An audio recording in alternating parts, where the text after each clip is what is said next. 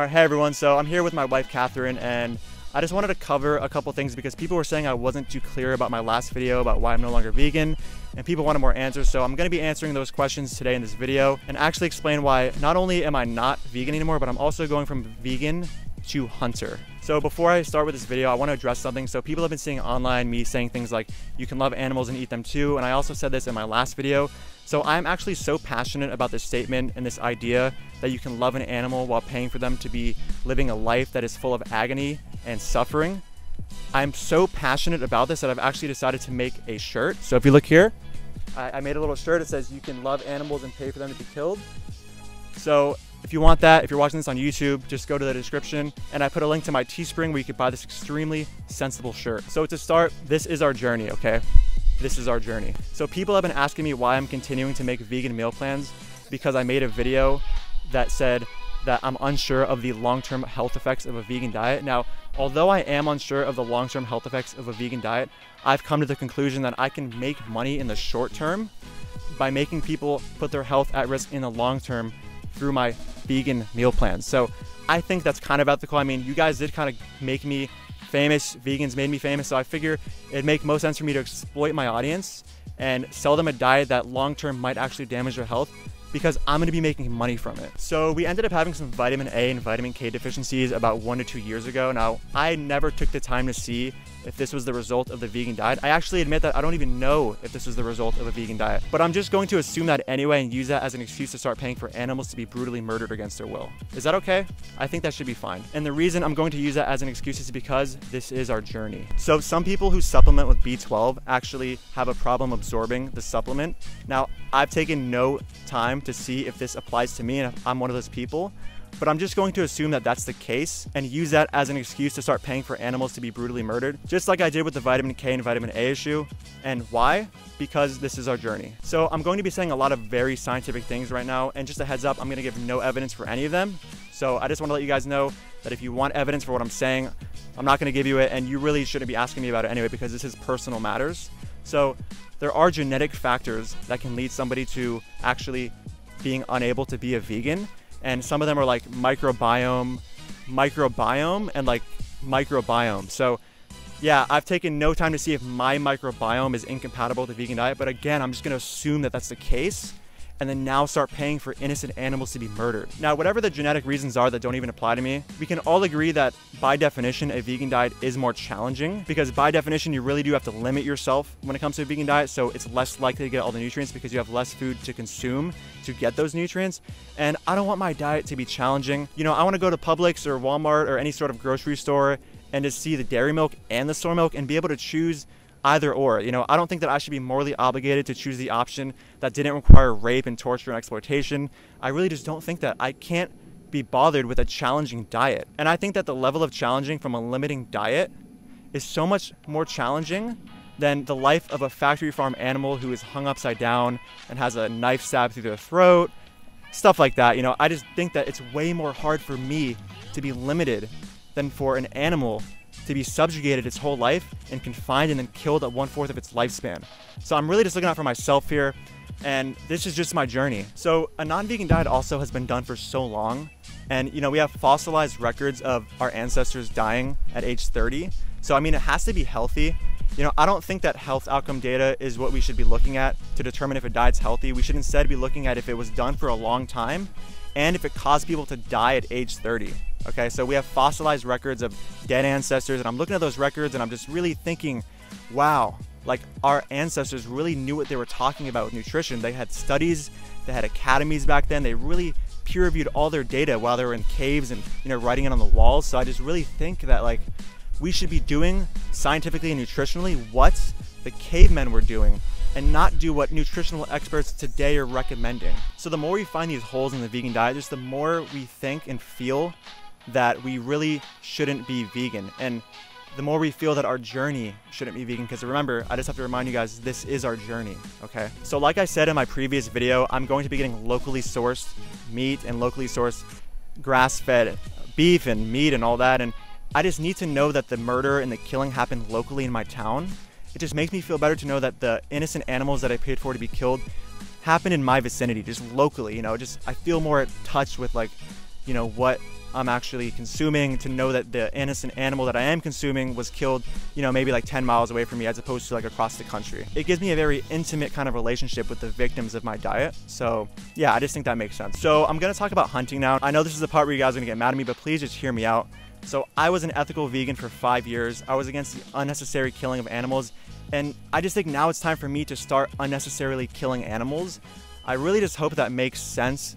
There is an overpopulation of deer where we are living, and you know, I think that justifies just taking their lives, because overpopulation harms the environment. And although I'm aware that humans are also overpopulating and that humans are the most environmentally destructive species on the planet, I'm not gonna be consistent with my reasoning, and instead I'm gonna say we shouldn't kill humans who are environmentally destroying the planet, okay? But we should kill deer that are destroying the planet at a much less rate. And I think that makes so much sense, to just accept the reasoning with the deer and then not accept it in the case with the humans, where the actual reasoning is stronger, where we're actually destroying the planet while deer aren't. So yeah, I'm gonna be killing deer.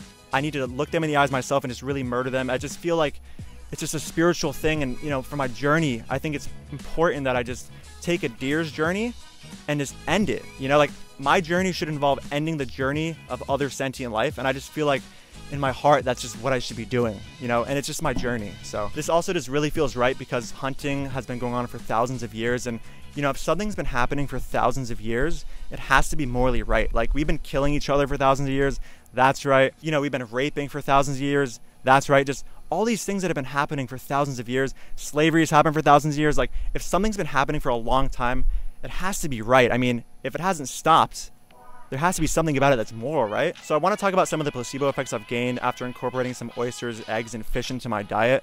So my skin really started to clear up, my muscle cramps started to clear up, and I really think that the muscle cramps went away because the actual eggs I was eating. So I really think that there's some property in eggs, some property in an item that comes out of a chicken's that really is just essential for helping muscle cramps. So, you know, I did no real studies on this or research, but I just feel it in my heart. And I really just think that eggs are good for muscle cramps. I mean, there's something in eggs that just helps with muscle cramps, and I'm not gonna give you evidence for that. Just take my word. I mean, I really feel it. And another thing that really happened was when I was vegan, like, and I'd be eating in the sun and stuff, my actual, like, this is gonna sound weird, guys, but my butt cheeks would like sweat like a lot.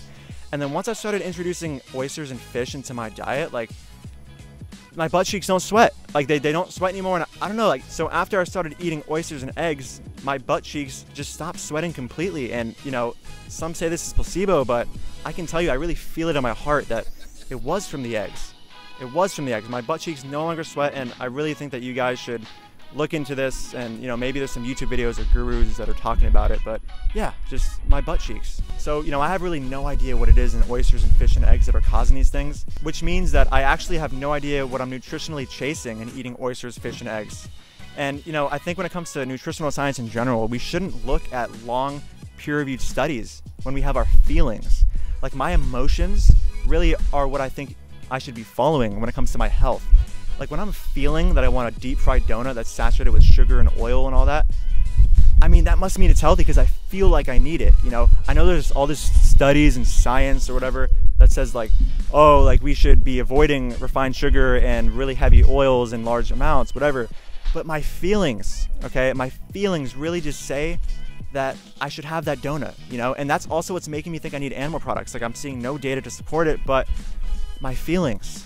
So I really just think that my feelings should be taking precedence over scientific data. And who knows, I mean, I might end up feeling like I should eat humans next. And if you're gonna judge me for that, whatever, you know, I'll just make your judgments part of my journey. And yeah, I mean, if I really start to feel like I need to eat humans, then I do, and that's just my journey. And if you're gonna judge me for that, whatever, you know. You guys are just judgy, toxic vegans and think I shouldn't eat humans because I feel like I wanna eat humans, but I want to eat humans, and that's really it, you know? Who are you to judge me for what I feel, right? You're invalidating my feelings and saying that I shouldn't be eating humans. Okay, and vegans, listen, okay? It's nearly impossible to live a life where you don't cause any suffering. So we have decided that because it's impossible to live a life without suffering, that we're going to maximize the amount of suffering that we cause, okay? Because what? The only option is to kill yourself, and we're not going to do that. So we might as well just maximize the amount of suffering and agony that we cause on this planet, okay? It just makes so much sense to us, because if you can't stop all killing or all suffering or whatever, you might as well maximize the amount of killing and suffering that you do. And that's what we're going to be doing in our journey, and I really just hope you guys understand that. And just a reminder again that this is our journey. So yeah, we're really doing this for the best of our family. You know, not really for the best of the deer that I'm going to be shooting in the head or anything, but the best of our family. We are a family. It's a family journey, and our family journey entails hunting and murdering innocent beings. And if you guys can't respect that, I mean, do you even have a family? Like, I want to end deer families for my family, okay? And what is the problem with that? Okay, it's our journey, and I want to end families for my family. I don't really see a contradiction here. If you do, I mean, let me know in the comments, but I just don't get it. You guys are so annoying, and you toxic vegans. Just come on, you know?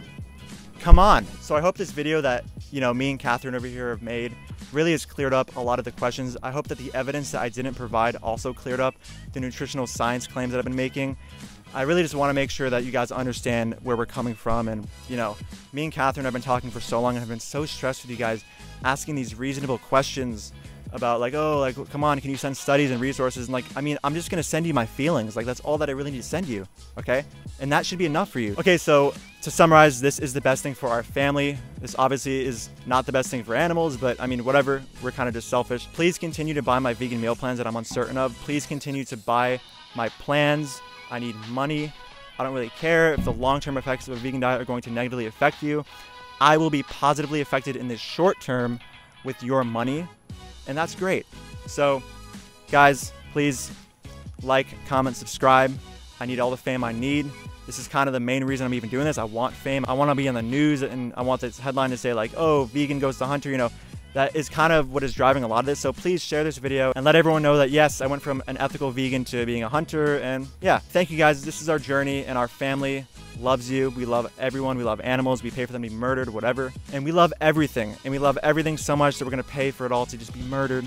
And, you know, that's it. Thank you guys. Have a great day. Stay positive, stay compassionate, stay murdering innocent animals, stay hunting, stay shooting animals in the brain, whatever. Please, just continue to do that. We need more positivity in this world. We need more murder. We need all of it. Thank you so much, guys. Thanks for watching, and I'll see you in the next video.